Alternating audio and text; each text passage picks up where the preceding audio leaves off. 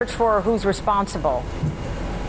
That's right, Tamron. If the footage shows smoke rising from the area and a heavily damaged door, we understand that the bomber and one other has been killed, according to Turkish Interior Ministry officials. It happened at around 1:15 local time near the first X-ray machine. It appears as if the bomber managed to get to the first X-ray machine leading to the visa section and then detonated. The US ambassador saying one of those killed was the guard at the gate, and the Turkish Prime Minister Tayyip Erdogan describing the attack as showing that we need to fight together everywhere in the world against those terrorist elements.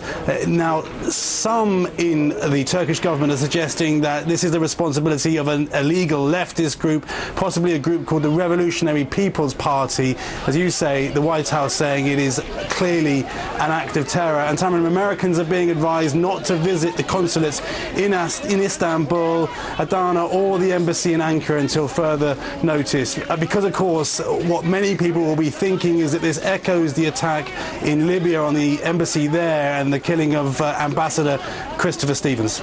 All right, Keir Simmons, thank you very much. Now let me bring in NBC News senior investigative producer Bob Windrum, who's in studio with me. Bob, you heard Keir report that the Turkish Interior Minister says it's likely connected to domestic left-wing militant organizations. What can you tell us about that? Well, this group, which is commonly known as Dev Sol, has been around since 1978.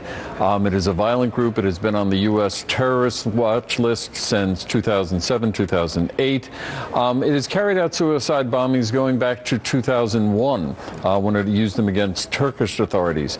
The key thing here with this group is that this is a Marxist-Leninist group similar to what we used to see in Western Europe in the 1970s. Its flag contains the hammer and sickle.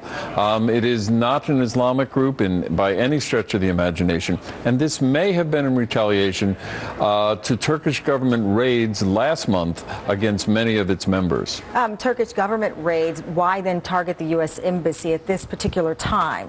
This is a very anti-American, anti-Western imperialism group, and it has gone after the U.S. in the past. The only U.S. citizen killed during the 1991 Gulf War by terrorists was killed by this group, a businessman strapped to his chair, shot to death, and then various slogans written on the walls of his office in blood. This is a very, very violent group.